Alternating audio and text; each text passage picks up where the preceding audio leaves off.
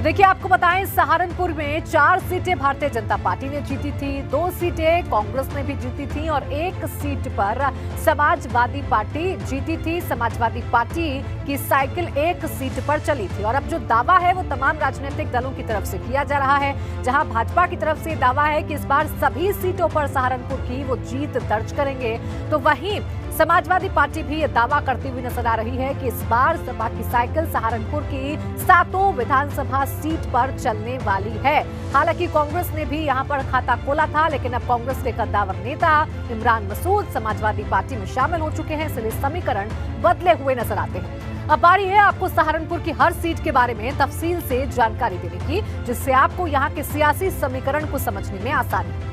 सहारनपुर की रामपुर मनिहारन सीट पर 2017 में भाजपा के देवेंद्र कुमार निम से जीत दर्ज की थी।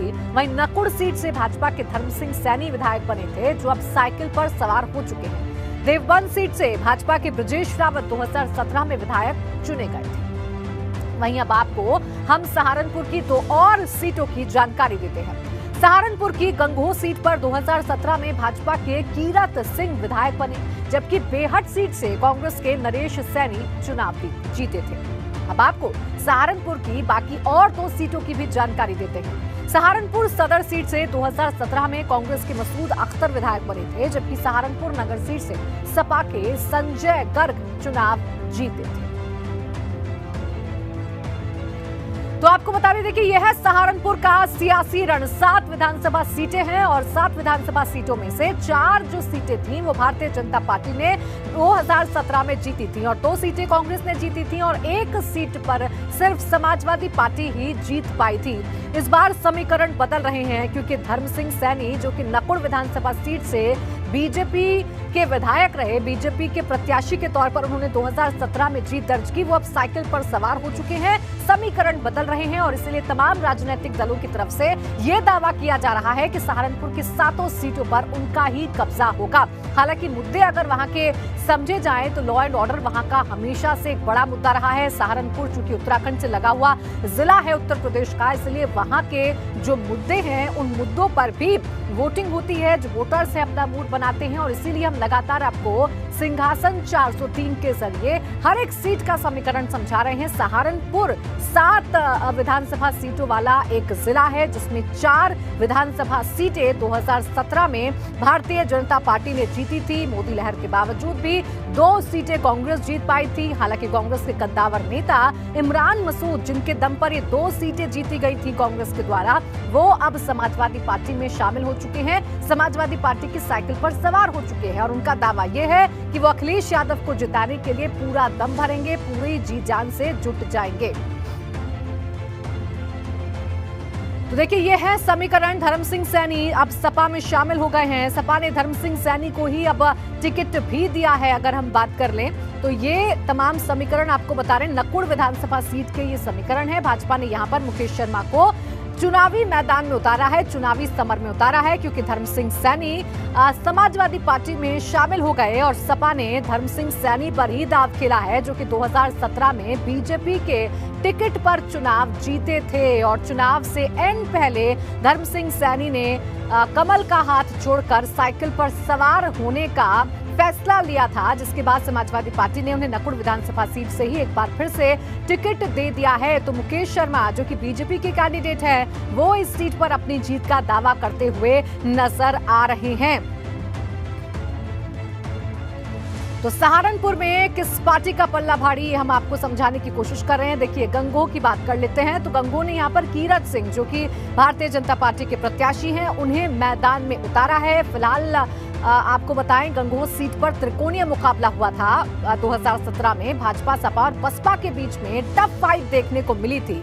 भाजपा ने कीरत सिंह को उतारा है, समाजवादी पार्टी ने इंद्र सेन को उतारा है चुनावी मैदान में। हालांकि गंगोह सीट 2017 में बीजेपी के खाते में गई थी, बीजेपी ने यहां से जीत दर्ज की थी और जो सीधी टक्कर है वो फिलहाल भाजपा, सपा, बसपा में नजर आती है, क्योंकि सहारनपुर में बसपा का भी दबदबा रहा है। हालांकि 2017 में बसपा यहां पर खाता नहीं खोल पाई थी। सहारनपुर नगर की अगर बात करें तो राजीव गुंबर यहां से बीजेपी के कैंडिडेट हैं आपको बता दें कि सहारनपुर नगर सीट 2017 में सपा ने जीती थी। ये एकमात्र सीट थी 7 विधानसभा सीटों में से जो कि सपा के खाते में गई थी और अब समाजवादी पार्टी दावा कर रही है 7 सीटों पर जीत दर्ज करने का।